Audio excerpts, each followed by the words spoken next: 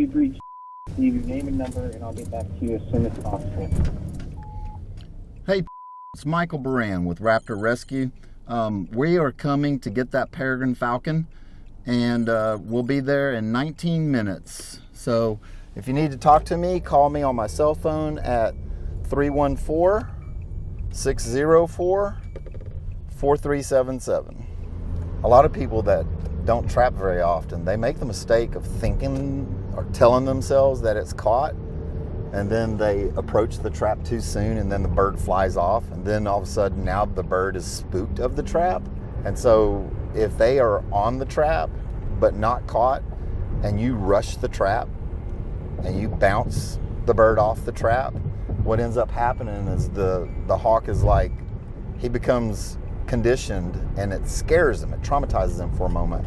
And so getting him to come back to the trap a second time is much more difficult, because he's like, man, last time I was on that trap, a human came up, and I'm afraid of humans. It's always best not to approach the trap until you know that the animal's caught. And you can tell because they start acting differently when they're actually caught. Like their body language is telling you, oh, I am caught, and now I need to try to get away. So we just had a property manager call us because there was a Cooper's hawk trapped inside their, it wasn't really their warehouse. It was like their dry storage area, but the ceiling was really, really tall. And another company had been out and gave up, and the other company gave them our number to call us because they know that we can catch stuff, because we can catch it. Sick and flex. So we did. We got there and we caught it within 30 minutes. Like, we were only there for like 27 minutes. But now we're going to go to an alleged Peregrine Falcon inside a locker room. This is some type of an energy company or another. And so when they say it's in a locker room, that makes me very suspicious as to what it really is. There's nothing in me that believes it's really a Peregrine Falcon. However, if it is a Peregrine Falcon, we are immediately going to run to the store and buy a lottery ticket, because it's that rare. This is a rough part of town.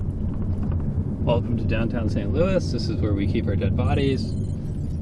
There are dead bodies found back here all the time. Okay, so my feelings are that this is another Cooper's hawk. I'm going to go Peregrine Falcon. I'm hopeful. Okay, if it's a Peregrine Falcon, we definitely going to go get a lottery ticket. I don't ever buy lottery tickets, but I'll buy one if this is a Peregrine Falcon.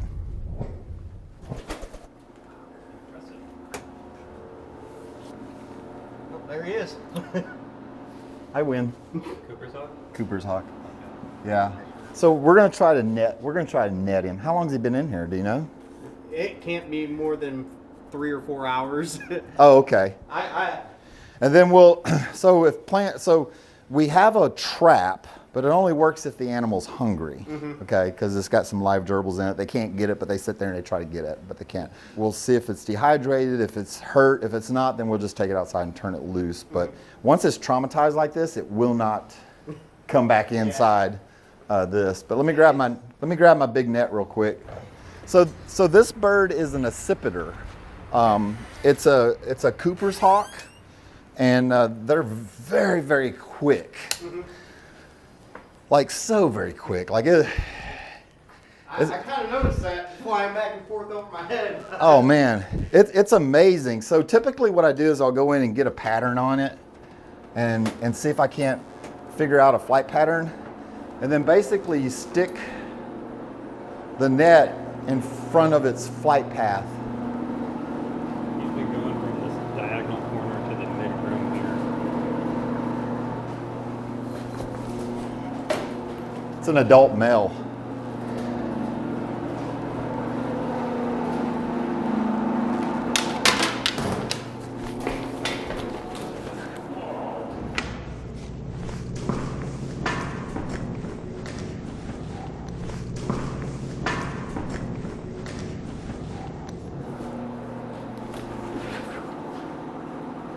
So the thing is not to hurt it, of course.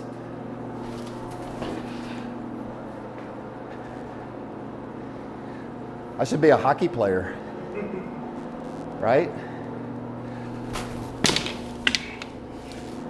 right?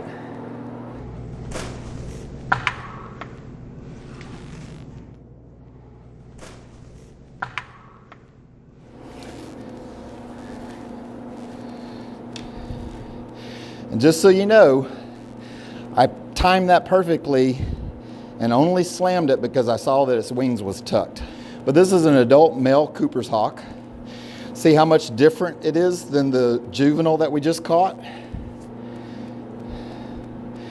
Obviously, he's in really good shape. You look at his cere, you can see his cere is not wrinkled, so he's not dehydrated. Yeah, different eyes. They're like brown now. The older they get, the redder they get. When they're young, they're yellow. And as they get older, so this is probably a 3-year-old bird. You see how the top of his eyes are getting red? The bottoms are orange. Yep, an adult male Cooper's hawk, probably 3 or 4 years old. He's in pretty good health. So it's only been in the structure for a few hours.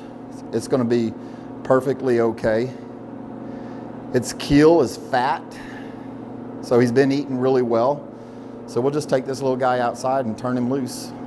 And I should be a goalie, a hockey goalie. What do you think? Yeah, it was pretty good. Yeah. It was a good cut. But he did get away from me like 5 times.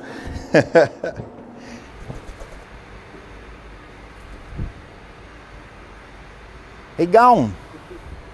Got a little digital paperwork to do, and we're done. I appreciate you calling him in. Oh, yeah. It is good to see that people care and that they don't want to hurt the animals, you know, and they don't want to let them just die. Usually the raccoons and stuff we catch in a trap and we go let go down the road. Oh. We don't. You should take them across the river. Oh, no, wait, you can't. That's Illinois. If you don't take them at least 7 miles away, they'll come right back, just so you know. We've kind of noticed that. Yeah. Take some more- Yeah, they can get right back. That was a good run, a good day. That was 2 Cooper's hawks, and that also was really good to show the differences between the immature plumage and the mature plumage, the immature eyes and the mature eyes, and also the size of the male Cooper's hawks. Both of those were males, and they're almost half the size of the females. It's like 40 degrees outside. No, it's 64 degrees outside. So. That White Castles looks really good.